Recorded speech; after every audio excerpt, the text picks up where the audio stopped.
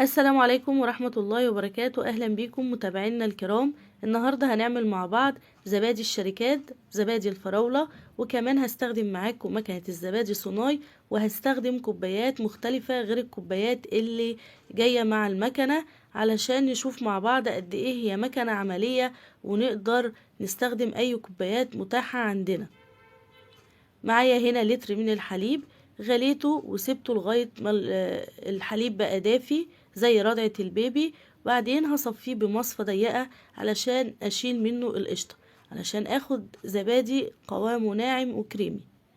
وبعدين هجيب طبق فاضي وهضيف فيه كوبايتين من الزبادي. ممكن تحطي الاتنين فراولة او ممكن تحطي الاتنين سادة، انا حطيت واحدة سادة وواحدة فراولة. طب ليه هنا استخدمنا كمية زبادي اكتر من العادي؟ علشان هنا هنستخدم السوائل اكتر من العادي.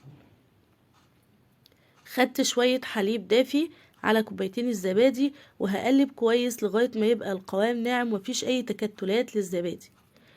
بعدين بقى هجيب لكم المكون الرئيسي الاساسي اللي هنعمل بيه النهارده زبادي الفراوله، شربات الفراوله. بصراحة بيدي طعم حلو قوي، وبيغنينا عن اضافة السكر، وبيدينا لون جميل قوي للزبادي بتاعنا. هاخد منه ربع كوباية على لتر الحليب، وهقلب شربات الفراولة مع الحليب كويس. بعدين هضيف عليهم الزبادي. لو انت هتكتفي بالسكر اللي في الشربات هيديكي طعم حلو. لو انت بتحبي الحاجة مسكرة شوية ممكن تحطي الشربات وبعدين تدوقي وتزودي سكر من عندك. هصب الزبادي في الكوبايات،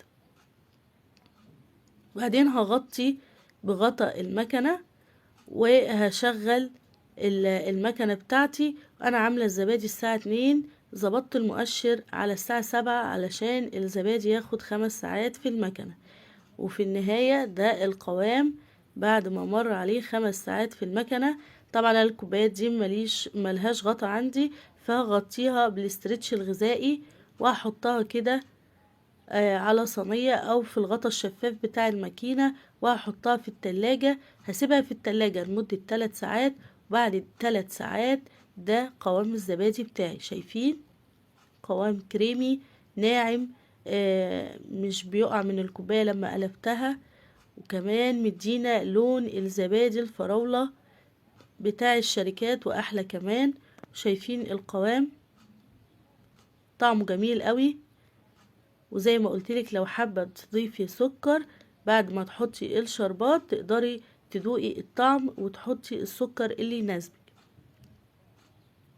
شايفين الزبادي عامل ازاي في الكوباية؟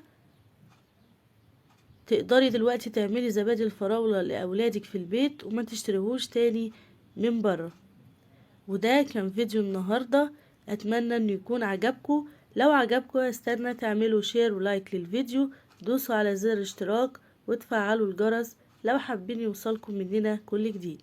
واشوفكم في يوم جديد وفيديو جديد. والسلام عليكم ورحمة الله وبركاته.